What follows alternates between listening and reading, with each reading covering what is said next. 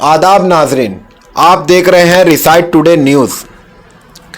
सूरत हाल तब्दील होने में देर नहीं लगती। कामयाबी को नाकामी में बदलने और नाकामी को कामयाबी के जानिब मोड़ने में क़यादत का अहम किरदार होता है।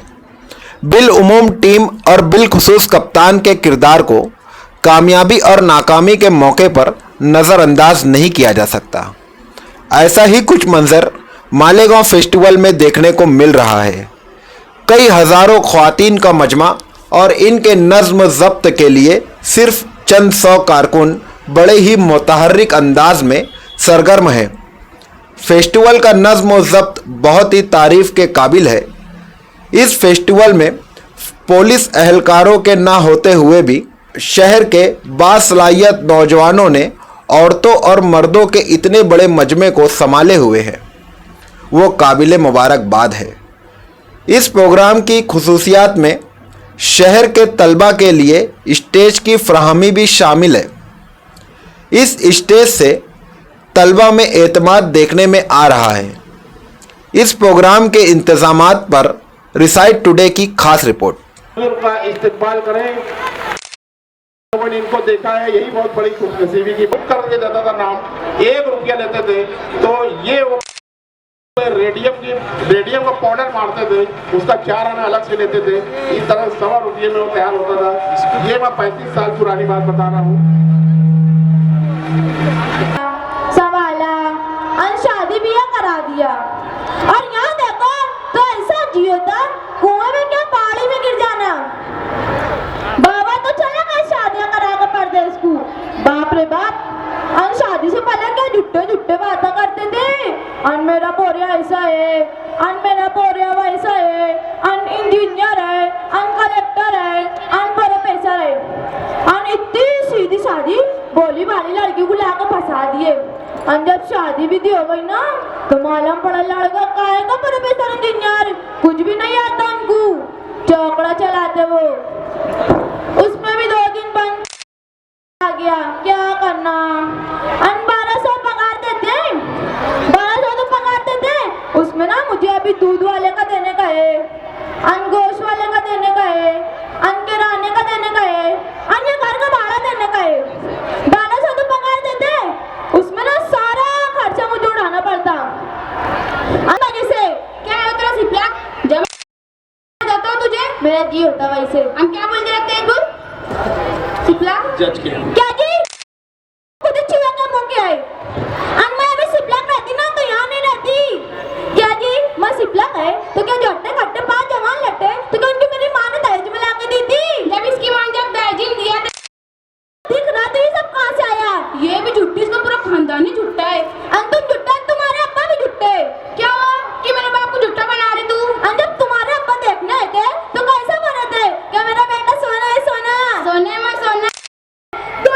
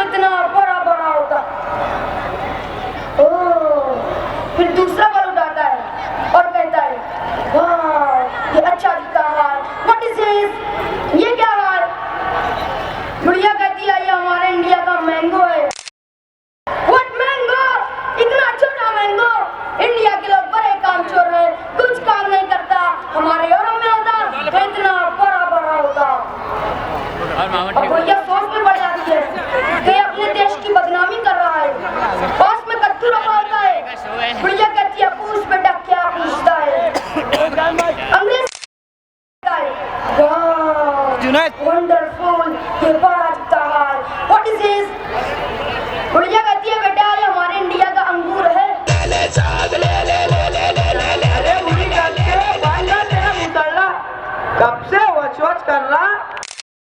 तेरे आलू टमाटर भिंडिया ना वो मच्छी बाजार ले जाके बेच। अनगर के गुस्से हम पे क्यों उतार रहे मामू? मुमानी से झगड़ा। अरे हाँ जा रहा ना मामू। पहले ही सले ने दिमाग खराब करेले। कब से उसको घर की पावर बिल भरने को भेजेले, अभी तक आई नहीं। पता नहीं कहाँ रुकेले। आंधे उसको आज तो मैं उसके तंगड़े ही तोड़ता। हम उसको बाहर से देख के मैं अब भी चाहता। शराबी क्या शराबी जो नशे में ना रहे।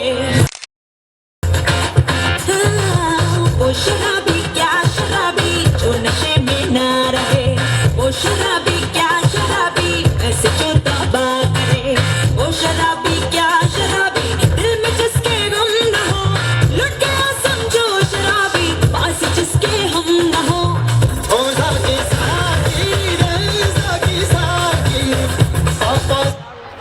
कौन है रे? तेरा बाप।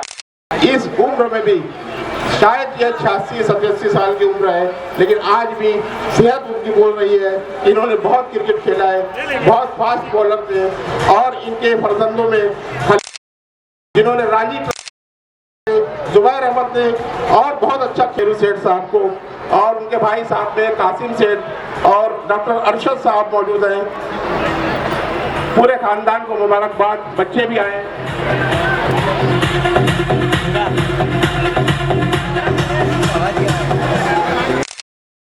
के बारे में बता रहा था कि इन्होंने मालेगांव के तांबा काटा में हमारे बुनकर भाइयों के बॉस माने जाते हैं, सरबराह माने जाते हैं।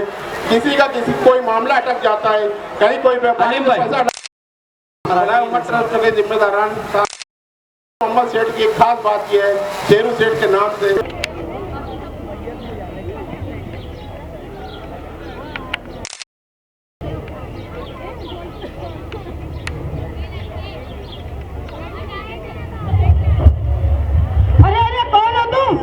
और यहाँ कैसे आए? बतावत है क्या है ना, बतावत है। हाँ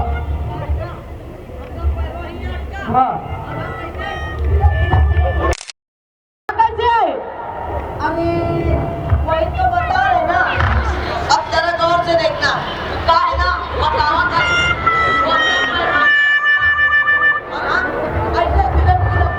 मेरा मतलब कौन हो तुम? चलो क्या नाम है तुम्हारा? अपना नाम कड़क सिंह है मालिक। कौन कड़क सिंह? वही कड़क सिंह के कड़क से कड़कता है कड़क सिंह। ठीक है, क्या काम है और यहाँ क्यों आए हो? काम की तलाश में है सरकार, तो काम है तो दे दो।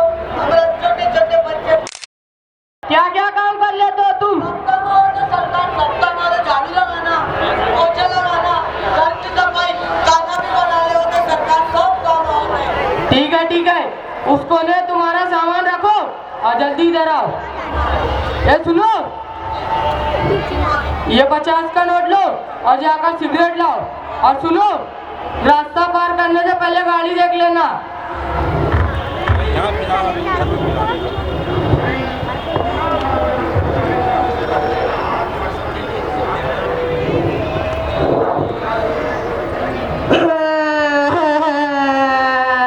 अबे क्या हो गया, क्यों रो रहे? तुमने कहा था रास्ता पार करने से पहले गाड़ी देख लेना। इतनी देर से खड़ा हूँ, एक गाड़ी भी नहीं आई। गधे, मैंने बोला था रास्ता पार करने एक्सीडेंट ना हो जाए। बिल्कुल गधा है, कोई काम ठीक से नहीं होता। सुन, अब ध्यान से करना। ये 50 का नोट ले, नाश्ता ला और उस 50 की सिगरेट। 50 की सिगरेट, 50 का नाश्ता, 50 की सिगरेट, 50 का नाश्ता, 50 की सिगरेट। अबे अब क्या हुआ, क्यों रो रहे? मालिक, तुमने कहा था एक 50 की सिगरेट और दूसरे 50 का नाश्ता लाना। मैं भूल गया कौन सी 50 की सिगरेट लाना। गधे, कोई काम ठीक से नहीं करता। ये नौकर मेरी मुसीबत बन गया यार, क्या करूं? कोई दूसरा काम कर। ये सुन, मिस्त्री आती है क्या? मालिक। मेरी शर्ट को इस्त्री कर दे और सुन ध्यान से करना, शर्ट को उल्टी करके इस्त्री करना। अबे क्या कर रहे? मालिक तुमने तो कहा था शर्ट को उल्टी करके इस्त्री करना। अबे वही तो कोशिश कर रहा हूँ। नहीं हो अबे रही। कदे मैंने शर्ट को उल्टी करने को। क्या गधा नौकर है यार। हाँ आ रहा हूँ।